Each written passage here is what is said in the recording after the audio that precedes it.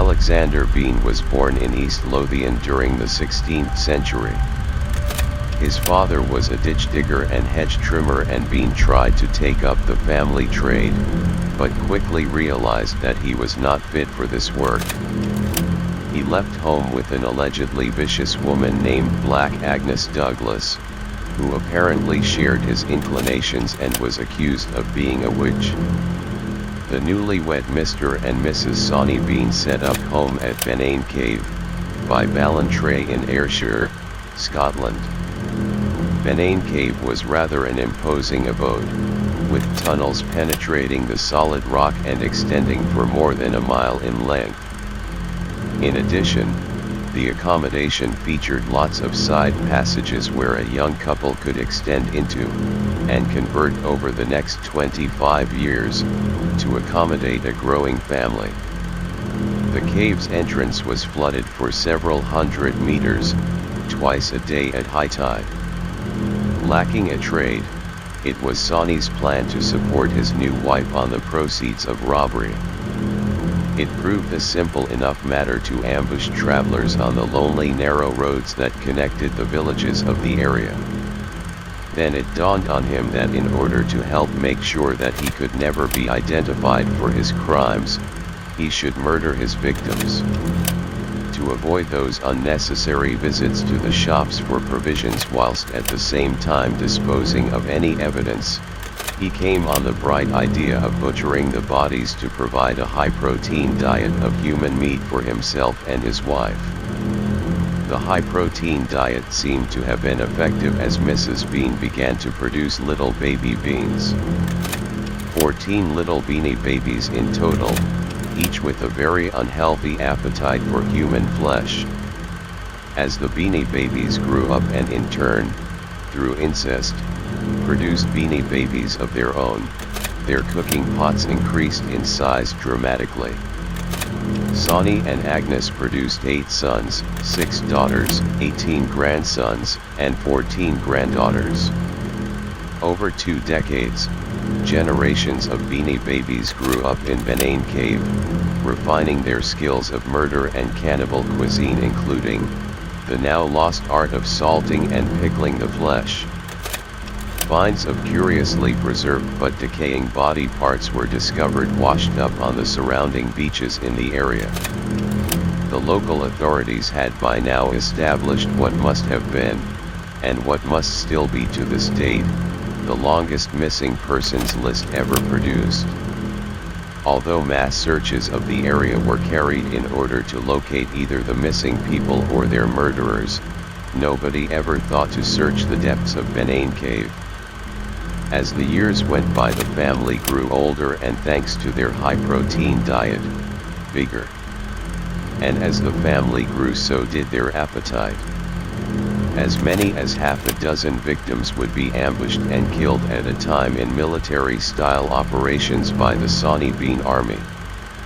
The bodies were taken back to the cave to be carefully prepared for the larder by the womenfolk. One fateful night, the Bean clan ambushed a married couple riding from a fair on one horse, but the man was skilled in combat, thus he deftly held off the clan with sword and pistol. One group pulled the woman from her horse and had her stripped and disemboweled before the other group had chance to wrestle the man to the ground. Before they could take the resilient husband, a large group of fairgoers appeared on the trail and the Beans fled. The man was taken before the Chief Magistrate of Glasgow, who, after hearing the tale and putting this together with his longest missing persons list ever and the many reports of the mysterious pickled body parts, decided to take the matter straight to the top. King James I promptly arrived in Ayrshire with a small army of 400 men and a pack of tracker dogs, and together with a band of local volunteers, launched one of the biggest manhunts the country had ever seen. Like before, the search extended through the Ayrshire countryside and coastline, and like before, nothing was discovered. That was, however, until the dogs picked up the scent of decaying human flesh whilst passing a partly waterlogged cave. The manhunt was closing in. By torchlight the troops entered Benain Cave, and with swords drawn, they proceeded down the mile-long twisting passage to the inner depths of the Sawney Bean family lair. Nothing could have prepared them for the sight they witnessed that day. The damp walls of the cave were strewn with row upon row of human limbs and body parts, like meat hanging in a butcher's shop. Other areas of the cave stored bundles of clothing, piles of watches and rings, and heaps of discarded bones from previous feasts.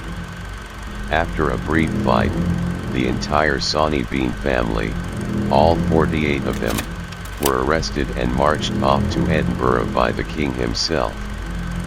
Their crimes were considered so heinous that the normal justice system, for which Scotland is so renowned, was abandoned, and the entire family were sentenced to death.